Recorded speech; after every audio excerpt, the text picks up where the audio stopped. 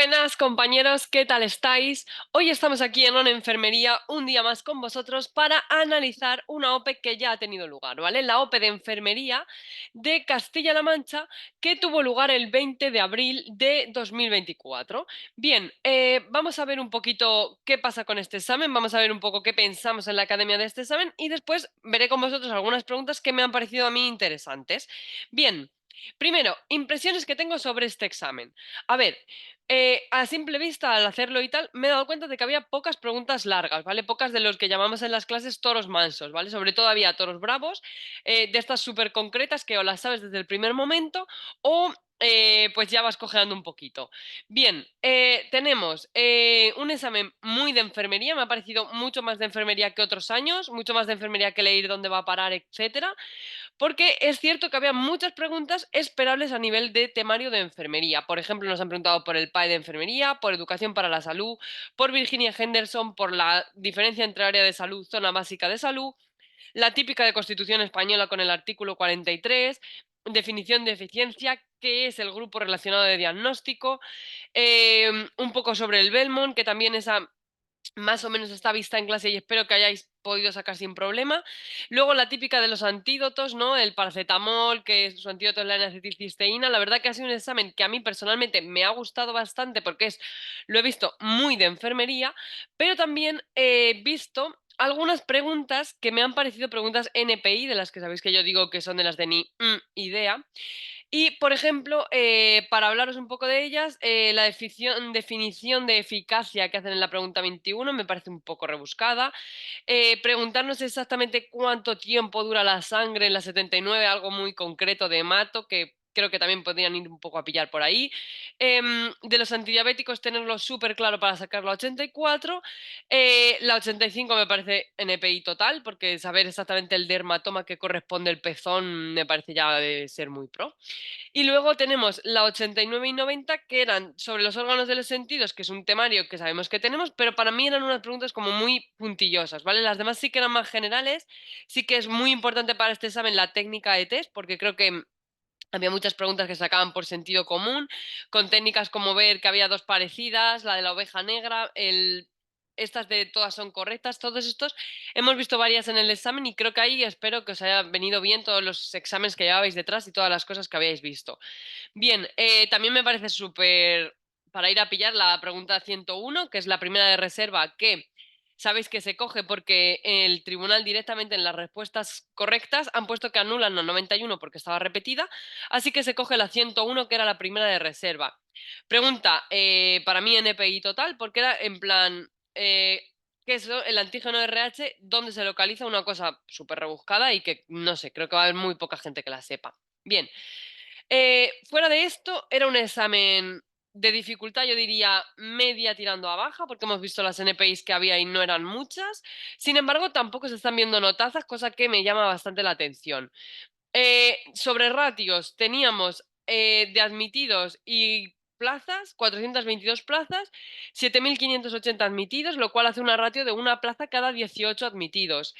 La gente que se ha presentado han sido unos 5.400 según los medios, así que la ratio baja 12,7 personas por cada plaza, ¿vale? Es una muy buena ratio.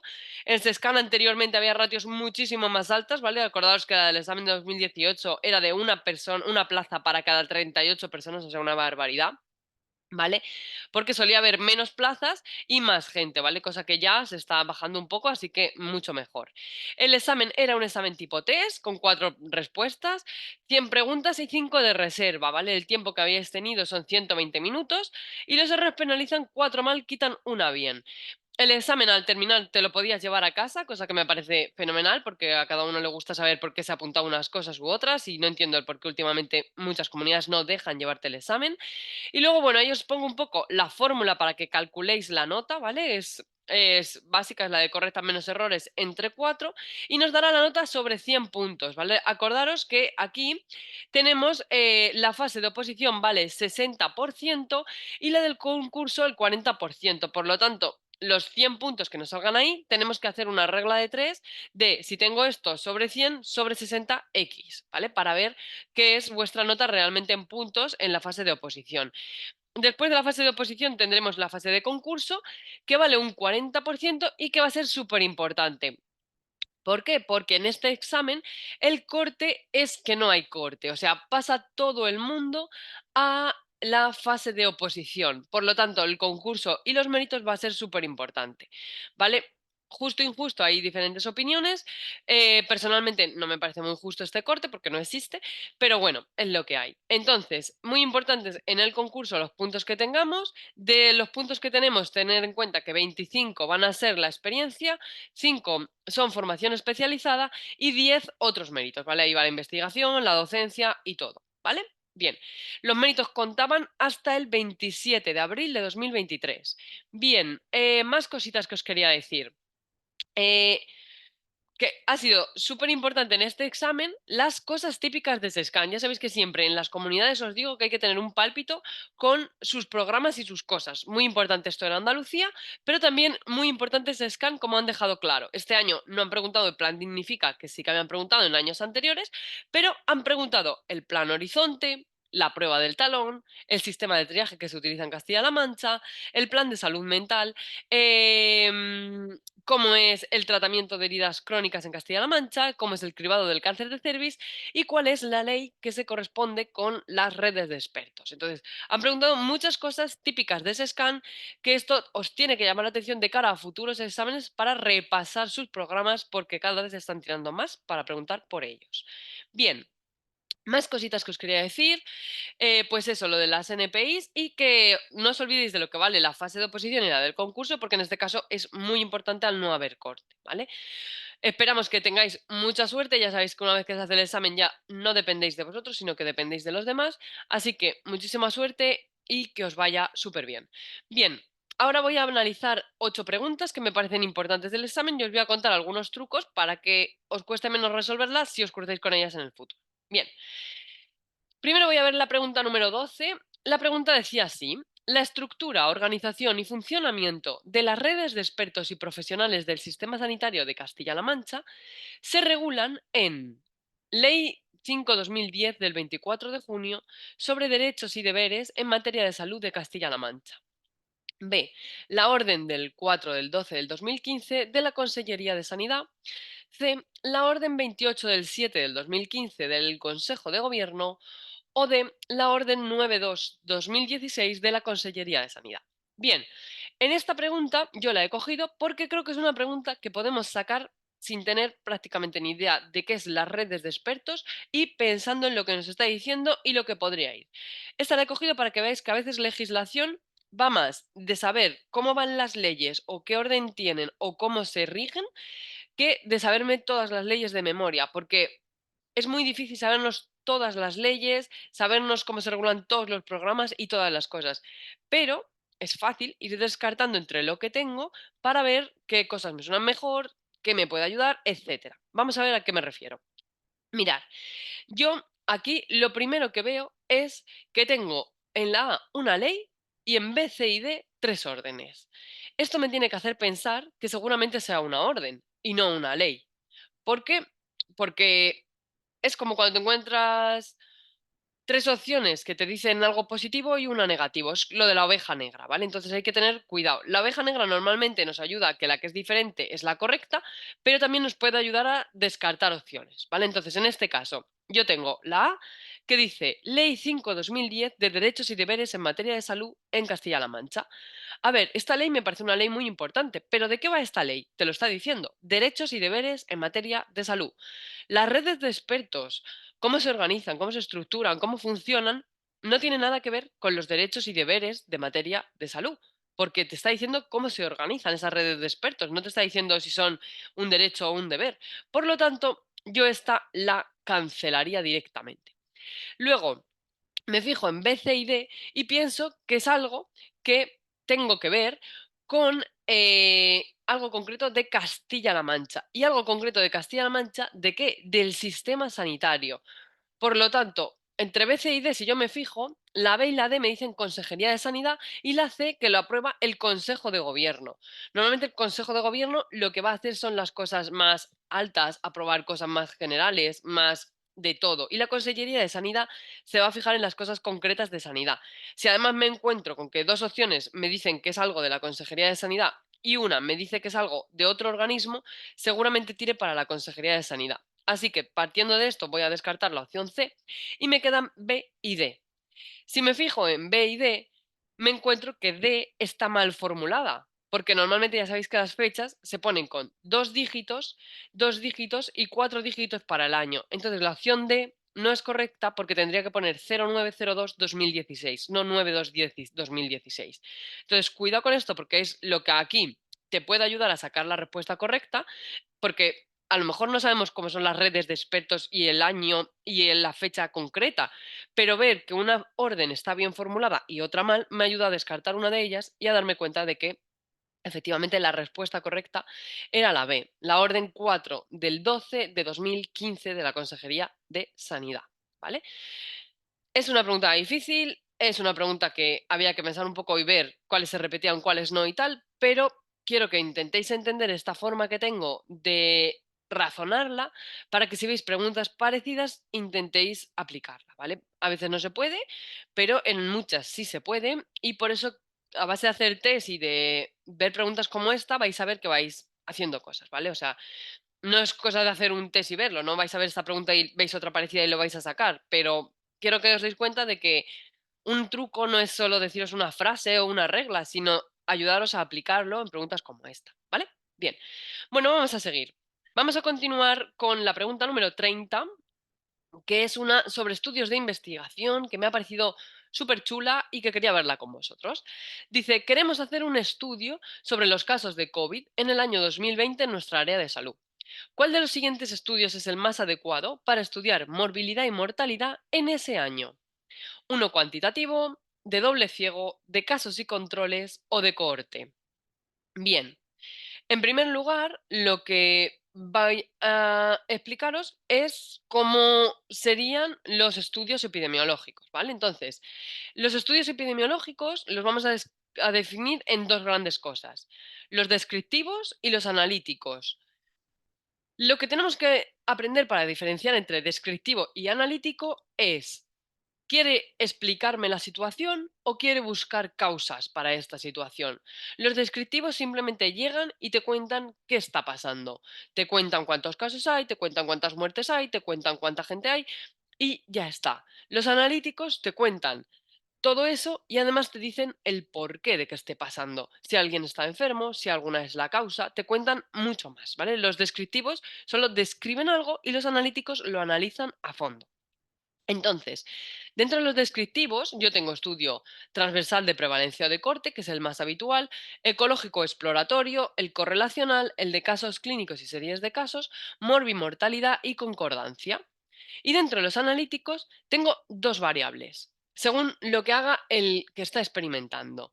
Puedo simplemente observar, que son los observacionales, o puedo, además de observar, hacer algo sobre los sujetos, que son los experimentales. Los observacionales se diferencian en cohortes, casos controles y el ecológico analítico, ¿vale? Y los experimentales tienen otras dos ramas, los puros y los cuasi experimentales. Los puros van a ser el ensayo clínico aleatorio, el cruzado y el ensayo de campo o preventivo. Y los cuasi experimentales van a ser el ensayo comunitario de intervención o preventivo, el pre y post-test y el controlado no aleatorio. Bien, entonces, en clase ya sabéis que vemos mucho más a fondo todo esto, pero ahora quiero que simplemente penséis que hay estudios que describen y hay estudios que analizan.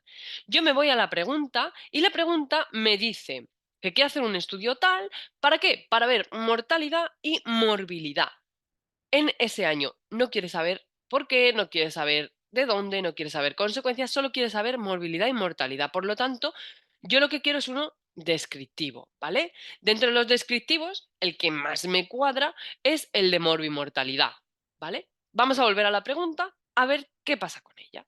La pregunta es un poco extraña porque no nos ponen el de morbimortalidad ni el descriptivo, pero si vemos lo que nos ponen las opciones, podemos ver que hay 3 que claramente son analíticos, porque el de doble ciego es lo que se hace en el ensayo clínico aleatorio, el de casos y controles y el de cohorte era analítico observacional. Por lo tanto, B, C y D son analíticos, buscan causas. Y el A, los cuantitativos, se corresponden con los descriptivos, con los que simplemente miden datos, analizan datos y exponen los resultados de esos datos, pero no buscan causas ni nada de nada. Por lo tanto, al clasificarlos así, tener claro cuál es descriptivo, cuál es analítico, cuál es observacional, cuál es experimental y tal, me doy cuenta de que aquí la respuesta correcta solo puede ser la opción A, ¿vale? El de cuantitativo. Más correcto si el tribunal hubiera puesto A descriptivo o A morbimortalidad, muchísimo más correcto, pero en este caso lo que nos han puesto es cuantitativo y las opciones B, C y D claramente no son descriptivas, así que por descarte va a ser la opción A, ¿vale? A veces, ya sabéis que en clase os lo cuento, puede que en una pregunta nos encontremos dudando entre dos opciones, pero si hay una que sea más correcta, coger esa. Luego ya intentar impugnarla, intentar demostrar, si queréis, que los cuantitativos no existen, qué tal, pero contestar la que penséis que es más correcta por si el tribunal no la impugnara, ¿vale? Es difícil que un tribunal impugne una pregunta porque es admitir que han hecho una pregunta mal y eso no es muy normal, ¿vale? Entonces, que os quede eso claro. Bien, vamos a seguir.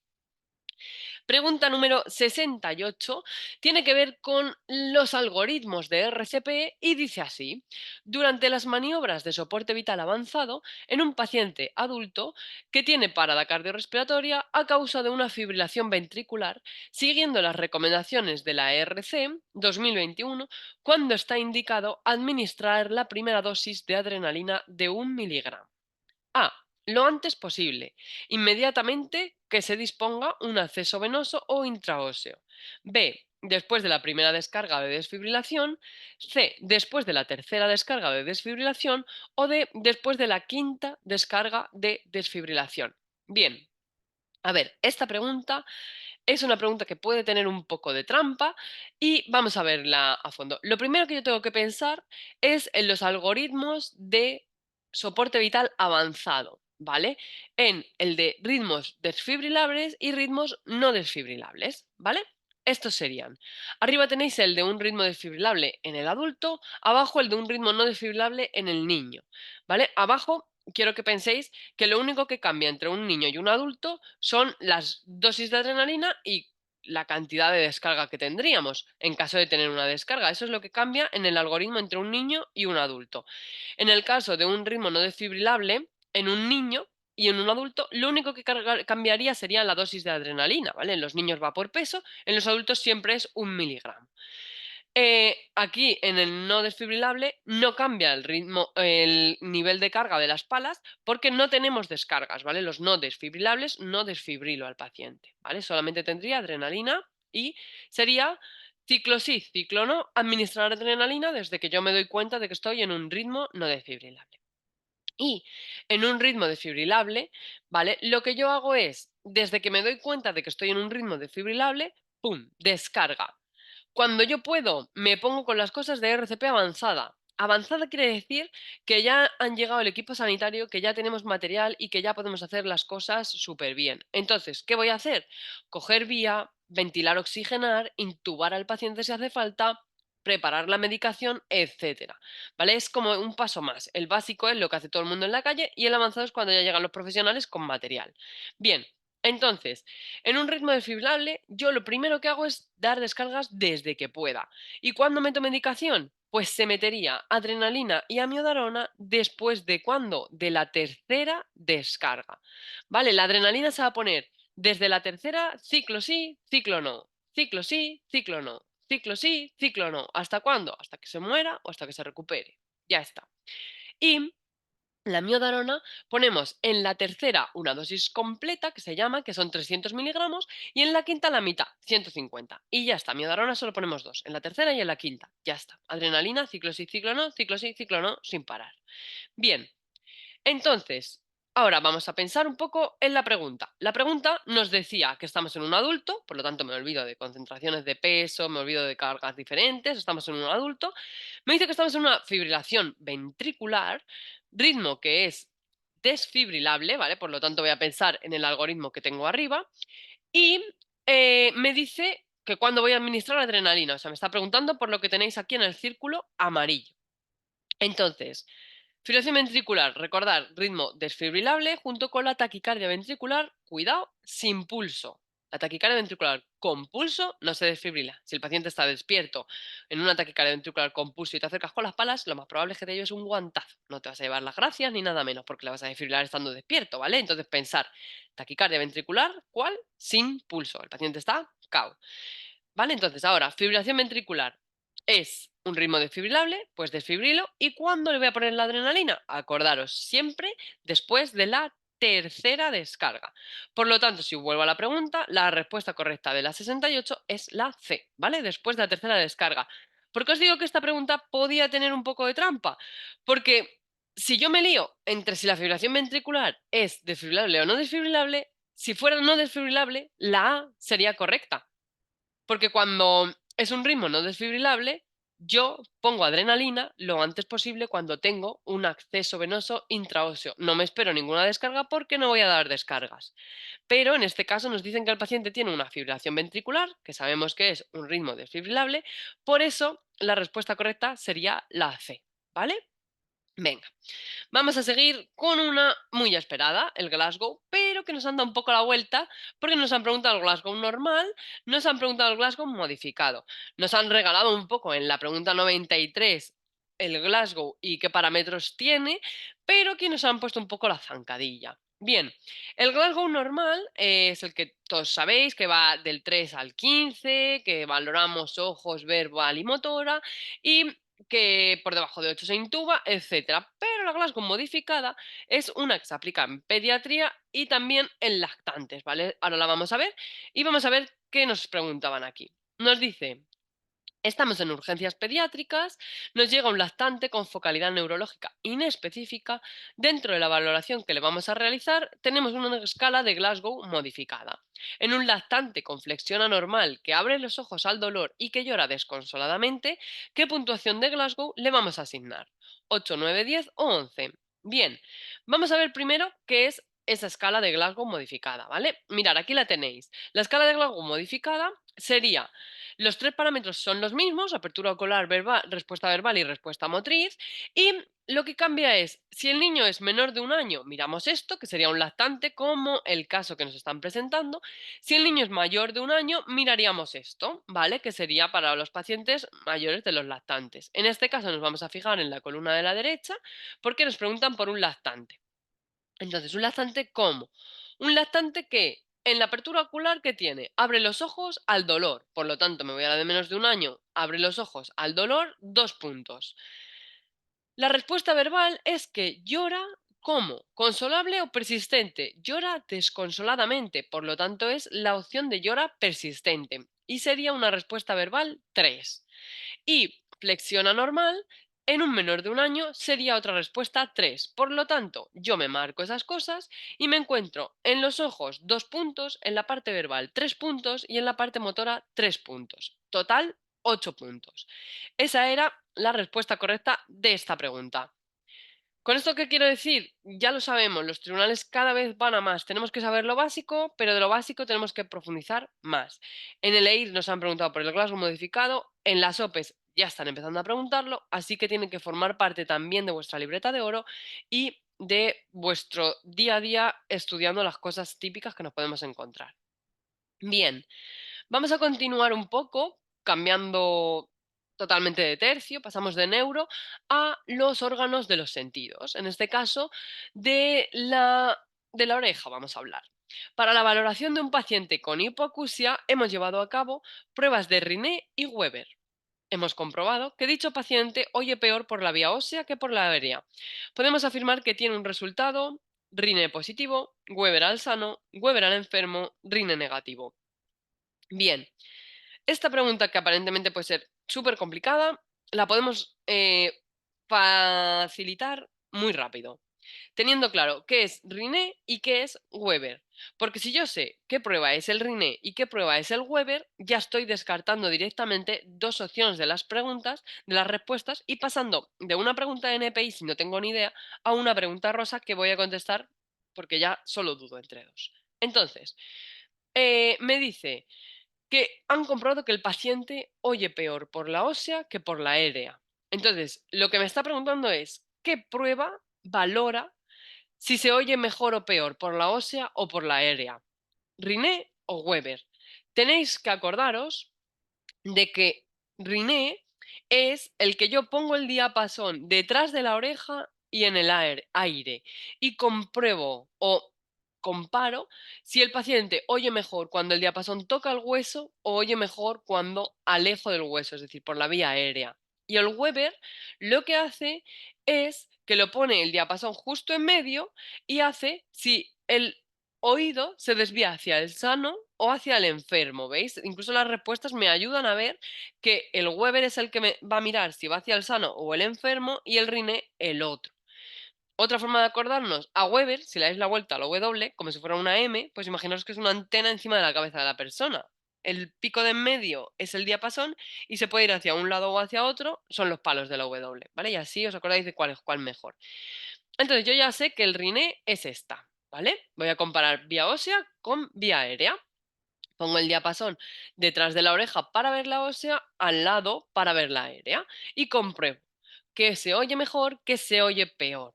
Y ahora me falta saber cuál sería un Riné positivo o negativo, cuál sería el normal, etcétera.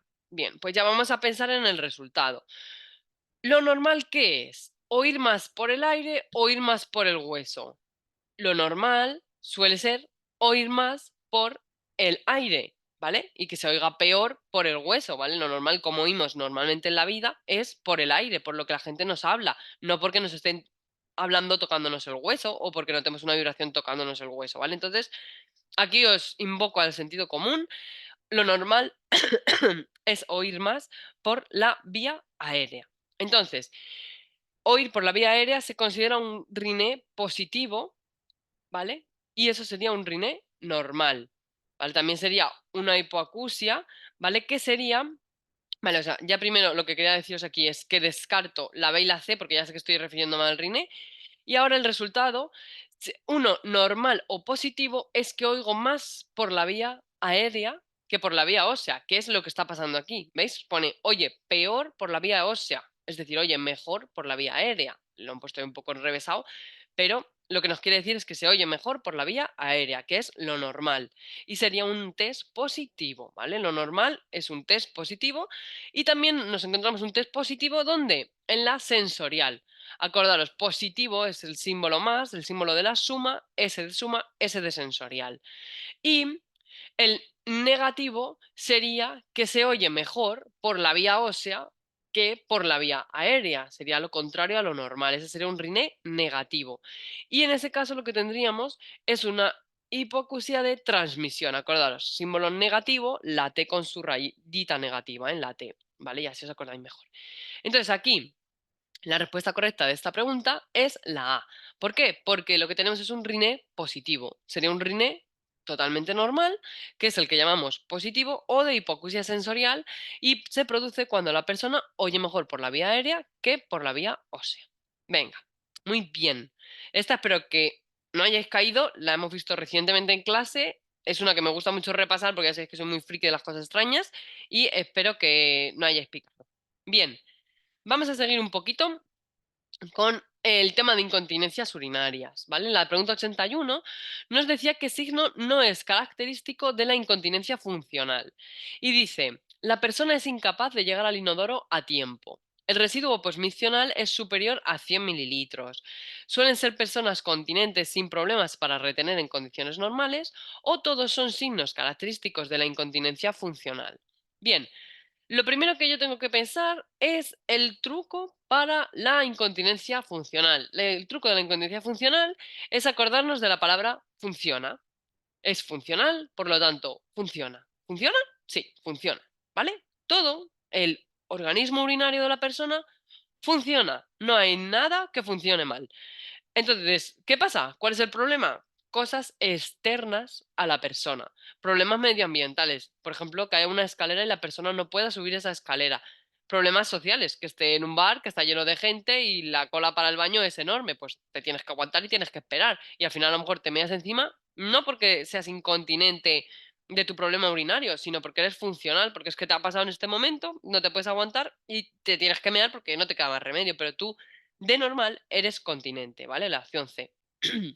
Bien, me fijo en que me dice qué signo no es característico de la incontinencia funcional. Muy importante marcar ese no. Y me pregunto, ¿funciona? Sí. Entonces, la opción A, ¿la persona es incapaz de llegar al inodoro a tiempo? Podría ser correcta. ¿Por qué? Porque me funciona mi cuerpo y yo no llego al inodoro. La B, el residuo posmiccional es superior a 100. No es correcta. ¿Por qué? Porque yo estoy diciendo que mi sistema urinario está totalmente perfecto porque yo funciono bien. Y eso me suena mal, porque que te quede mucha orina después de hacer pis no es normal. La C dice, suelen ser personas continentes sin problema para retener en condiciones normales. Esto tiene que ver con que funcione, o sea, me está diciendo que es correcto. Y la D me dice, todos son signos de la incontinencia funcional.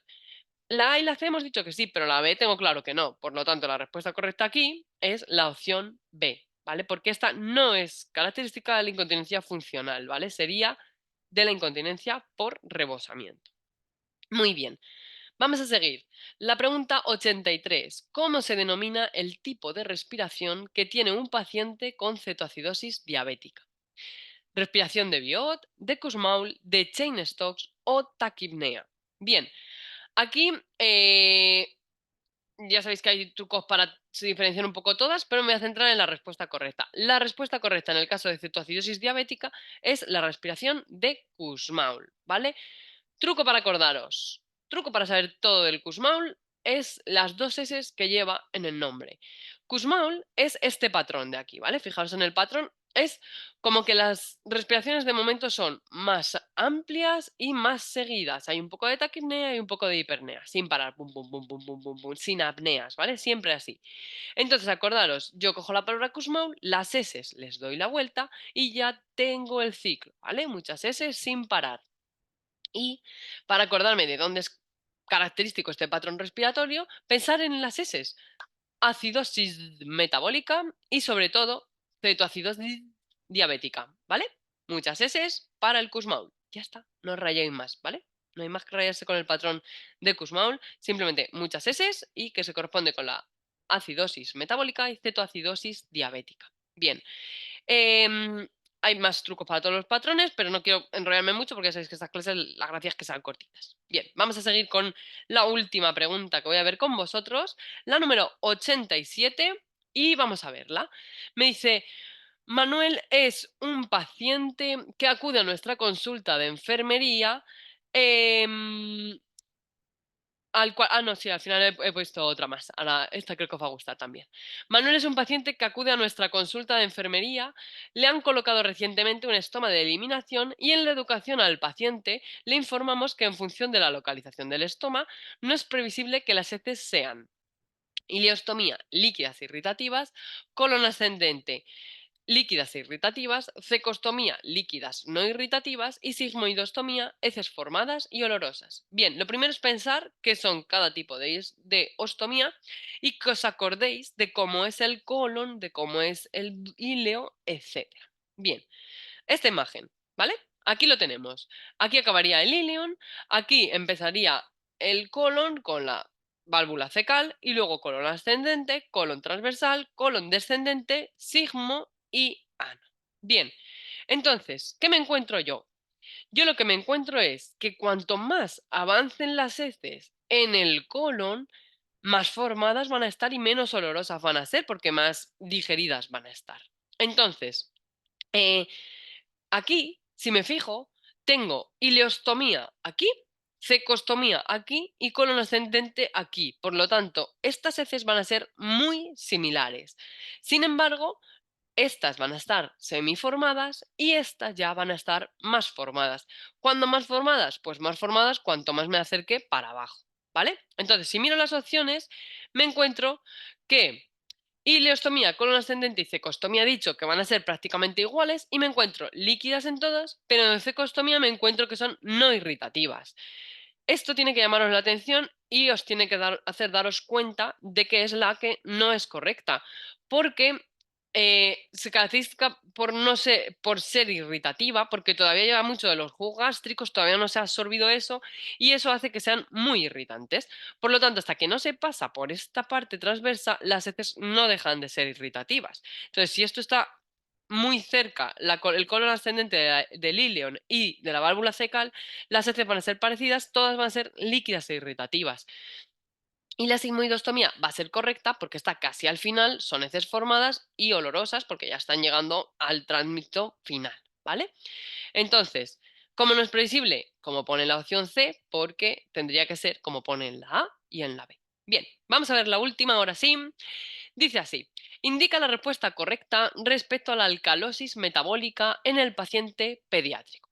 Bien, opción A, pH mayor de 7,35, exceso de base y bicarbonato aumentado. Opción B, pH mayor de 7,35, disminución de PCO2, bicarbonato normal, disminuido si es crónica. C, pH menor de 7,35, aumento de PCO2, bicarbonato normal o aumentado si es crónica.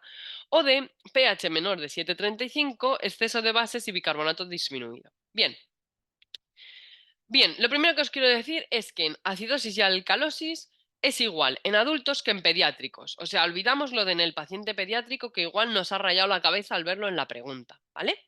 Bien, lo olvidamos.